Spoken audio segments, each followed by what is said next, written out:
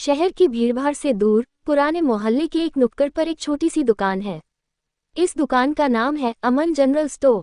नाम तो बड़ा है पर दुकान उतनी ही छोटी। बस दो लकड़ी की अलमारियां, एक पुराना गल्ला और बाहर लटकी हुई दो तीन मुरझाई हुई नमकीन की पुड़िया। इस दुकान का मालिक है अमन। उम्र यही कोई 35 साल होगी। चेहरे पर मेहनत की लकीरें साफ दिखती हैं, लेकिन आंखों में अब भी उम्मीद की चमक बाकी है। अमन की कहानी भी कम दिलचस्प नहीं। पढ़ाई में अच्छा था, सपने बड़े थे, लेकिन घर की गरीबी और बाप की बीमारी ने उसे स्कूल से बाहर कर दिया। काम की तलाश में जब जब निकला, किस्मत ने रास्ता बदल दिया।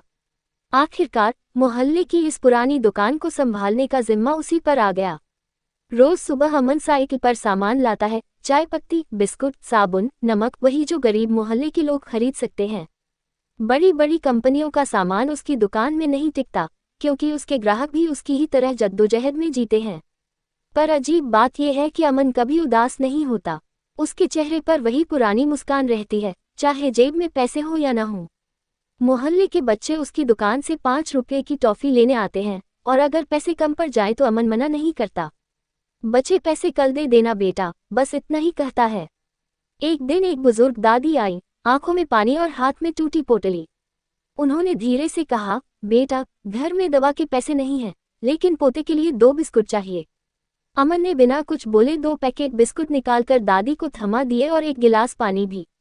दादी ने आंखें भरकर देखा, पर अमन बस मुस्कुराया और बोला, दादी, दुआ में कमी मत छोड़ना। रात को जब दुकान बंद होती है तो गली में एक सन्नाटा छा जाता है।